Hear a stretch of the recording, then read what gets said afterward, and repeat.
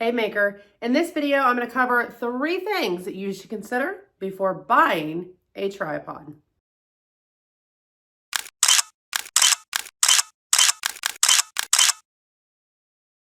If this is your first time joining me, my name is Christina Nicole, and I'm a product photography coach teaching makers like you how to take your own high quality product photos that actually attract more customers and make more sales for your product-based business. If you've been with me long enough, you know that I am a huge advocate for using the smartphone camera you already have to take your product photos. However, smartphones do have some limitations, so I highly recommend using a tripod and a Bluetooth shutter release when capturing your product photos with your smartphone. In this video, I'm going to specifically be covering tripods.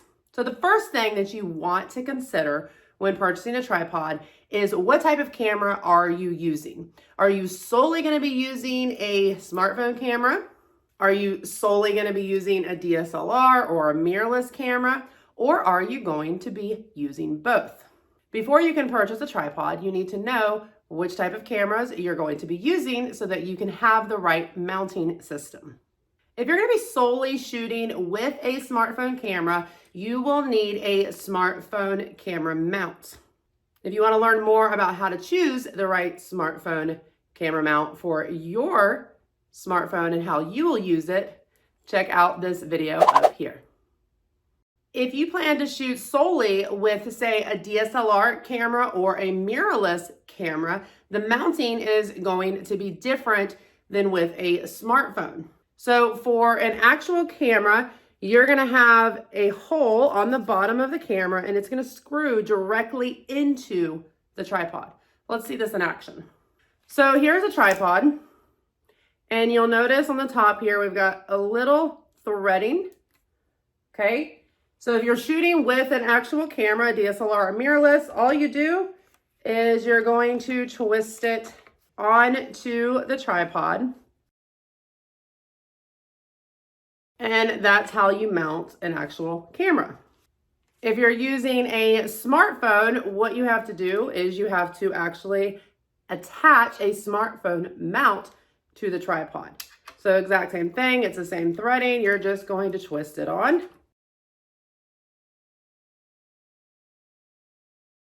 And then you would attach your smartphone camera.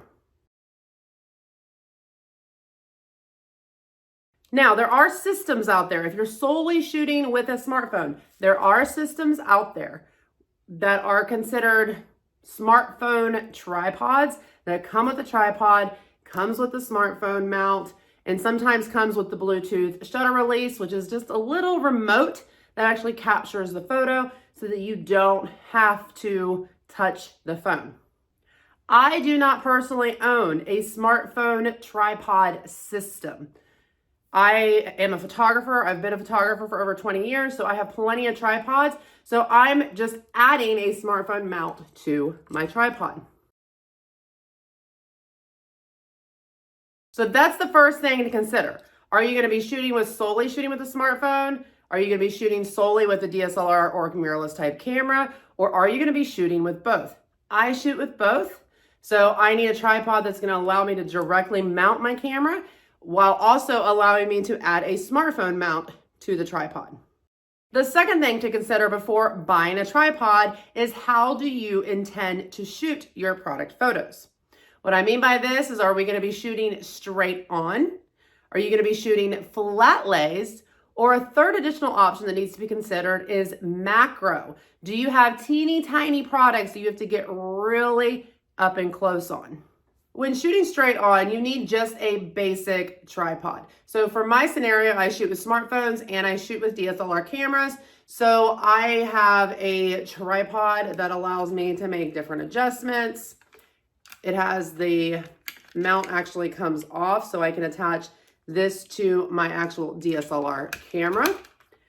And I can also attach a smartphone mount to the system. Okay, this allows me to shoot straight on. It allows me to turn and shoot angles. If you already have an existing tripod that does not have any kind of angle, so like a ball head or anything, that's why I recommend getting a tripod mount that does that. So you can do different camera angles. This tripod here only shoots straight on. This right here is my very, very favoritist, that's a word, tripod. And it's the Vanguard Alta Pro. I'll drop a link for that in the description below this video. This one does come with kind of a hefty price point, but it shoots straight on and it shoots flat lays. So you'll see here we have this component. I can move up and down. We've got the threading on top, so I can mount my camera directly on it, or I can mount the smartphone mount onto it to take photos.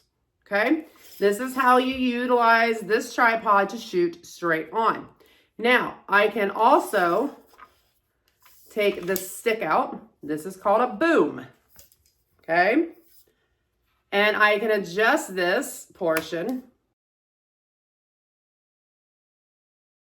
and reinsert the boom. And now, the way I have this system set up, I can shoot flat lays from above. Okay, so this boom arm extends out and allows me to either use a smartphone mount so that I can shoot with a smartphone and do flat lays, or again, I can simply just add my DSLR camera to the tripod, allowing me to shoot flat lays from above. So this is kind of an all-in-one solution. This is my favorite go-to tripod. A lot of my students use this tripod, but it is, again, on the little bit of the pricier range. An alternative, if you already have a tripod, so let's say you have a tripod like this from back in the day. You bought a DSLR camera back in the day to take family photos. You have a tripod with it. You're shooting straight on, but you also want to shoot flat lays. You can invest in just the boom. So the boom can go on this option here. It's a more advanced tripod. Or I simply have the boom on this light stand. So this is a very inexpensive light stand that at times I also use as a tripod. So with this light stand,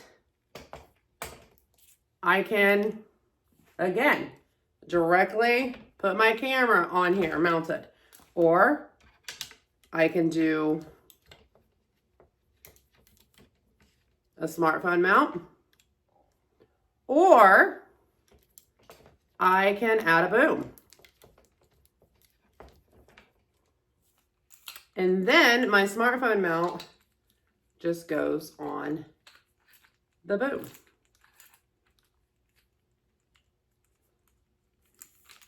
Okay, so I can attach this here and add a boom for flat lays to any existing tripod that you already have. Now, if you're shooting with a DSLR camera or a mirrorless camera, you don't have a lot of limitations when it comes to using a tripod. You can zoom in nicely with your lens and still get a very high quality product photo. So when shooting solely with a smartphone, if you have teeny tiny products, you need to get really close and help fill the frame so that we're not cutting out too many pixels when we go to crop. And to do that, you're gonna need a much smaller tripod so that you can actually get close to your product in the setup. Regular tripods are gonna have limitations as to how close you can get it to the setup due to their legs and such. My favorite tripod for shooting up close is the Tripod Pocket Pro. This little ditty is super neat. So it comes like this. You've got all kinds of different settings, so you can utilize it with any type of smartphone camera. It literally looks like a credit card. I mean, how cool is that? So the first thing you do is you bend it up, actually twist it, get them on the same sides, and then you bend it up like this. And then your smartphone, so much easier to do when I'm on like a table. Smartphone just sits right in it, and you can adjust the different angles. Okay, so imagine we're on a table utilizing this setup. I'd actually want my lenses to go the other way. So now my lenses are up. This would sit flat on a table, and you can create different angles, but you can get right up close to your product and shoot with this little guy. This is seriously my favorite tripod for shooting macro type photos with a smartphone. And then of course this just maneuvers back into place. This is the portion that you can swap out based on the depth of your smartphone. So it works for pretty much any smartphone. Now, the final and third thing that you need to consider when purchasing a tripod is the actual height of your setup. So they do make tabletop type tripods, and then most tripods are going to come where you can, decrease the height, but you want to look at the minimum and maximum height of your current setup that you're using to make sure it's going to go tall enough. So 2 things to consider there. Flat lays are going to be a little bit more of a challenge because you're going to have to get not only up to the height of your setup, but you're going to have to go even higher so that you can go over. Okay, so you really want to look at that max height that the tripod's going to do. The other thing to consider is if you're doing flat lays, you want to, all booms are not created equal. So you want to check the length of your boom and make sure that it's going to extend far enough out. Now, be mindful, be careful of really inexpensive flat lay type tripods. Look at the reviews, make sure that they stay balanced. That's another thing I love about the Vanguard Ultra Pro is because it's even with a DSLR camera, it does not tip. So even if I have this boom all the way extended out, it's not tipping. Sometimes I think the Vanguard did come with like a weighted bag. Sometimes they will come with a weighted bag that you can put on the end of the boom to help keep the tripod balanced to prevent it from tipping. I've never had any tipping issues with the Vanguard Ultra Pro. A lot of times you're going to see tipping issues when it comes to more inexpensive type tripods that are doing flat lay. So just be mindful of that as well. That's an extra pro tip there. But you'll notice the Vanguard Ultra Pro is just a tiny bit shorter. You probably can't notice because my hand's in the way. A tiny bit shorter than this attachment one that we can put on, which is fine. I've never had an issue with either. But some of them on the market are even shorter than the Vanguard.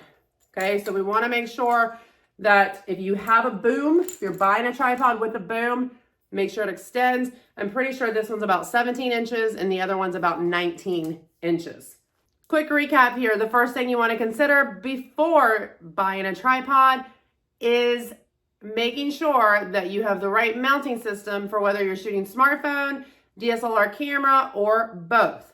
The second thing you want to consider is how you're going to shoot. Do you need a tripod solely for shooting flat lays, solely for shooting straight on, for both? Or are you shooting really tiny products with your smartphone? You need to get up close to fill the frame.